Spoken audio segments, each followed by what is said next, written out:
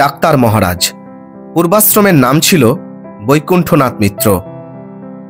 1915 সালে তিনি সংসার ত্যাগ করে রামকৃষ্ণ সঙ্গে যোগদান করেন। শ্রী শ্রী মায়ের পায়ের তলা খুব জ্বালা করত। বেশ কিছুদিন যাবৎ মা খুবই কষ্ট পাচ্ছিলেন। বরদা মহারাজ স্বামী ঈশানানন্দকে দিয়ে ডাক্তার মহারাজকে খবর দেয়া হলো। মা তখন কোয়ালপাড়ায় ছিলেন। মহারাজ কোয়ালপাড়ায় থেকে মায়ের চিকিৎসা করতে থাকেন। মা অচিরেই সুস্থ হয়ে ওঠেন। ডাক্তার মহারাজ নিজে ছিলেন অ্যালোপ্যাথিক চিকিৎসক, কিন্তু গরিব দুঃখীর সুলভ চিকিৎসার জন্য হোমিওপ্যাথি চিকিৎসা করতে শুরু করেন।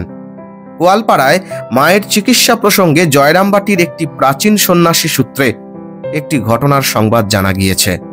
ঘটনাটি হলো, কোয়ালপাড়ায় মা ডাক্তার মহারাজকে ওষুধ দিতে বললেন। ডাক্তার মহারাজ রোগীদের প্রথমে মুখে 1 ফোঁটা ওষুধ দিতেন, তারপর পুড়িয়া করে ওষুধ দিতেন। ডাক্তার মহারাজ তার বাক্স খুলে মায়ের জিভে 1 ফোঁটা ওষুধ দিতে অগ্রসর হলেন, কিন্তু মায়ের মুখে ওষুধের ফোঁটা ফেলতে গিয়ে ডাক্তার মহারাজ স্তব্ধ হয়ে মায়ের মুখের দিকে তাকিয়ে রইলেন।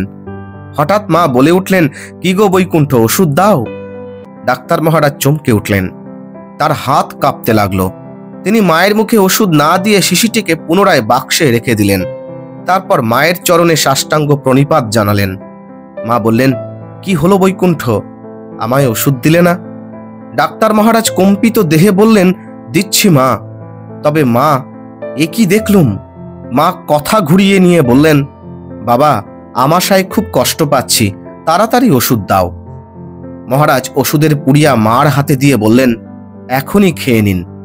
পরবর্তীকালে ডাক্তার মহারাজ বলেছিলেন যে তিনি মায়ের মুখে জ্যোতির্ময়ী জগদ্ধাত্রীর মুখ প্রত্যক্ষ করেছিলেন, সেই জন্য সরাসরি শিশি থেকে ওষুধ দিতে সাহস করেননি। পরবর্তীকালেও তিনি কখনো ওইভাবে আর মাকে ওষুধ দেননি। মায়ের নির্দেশে ডাক্তার মহারাজ বাঁকুড়া মঠে দাতব্য চিকিৎসার কাজ শুরু করেছিলেন।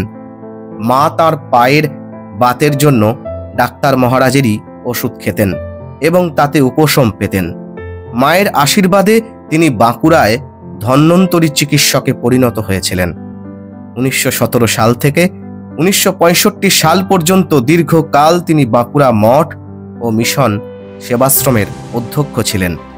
এই সময়ের মধ্যেই তিনি রামহরিপুর কেন্দ্র পরিচালনা করতেন। অল্প কিছু কালের জন্য তিনি বৃন্দাবন সেবাশ্রমেরও অধ্যক্ষ হয়েছিলেন। 28 ডিসেম্বর 1973 বারাণসী রামকৃষ্ণ মিশন সেবাশ্রমে তিনি দেহত্যাগ করেন।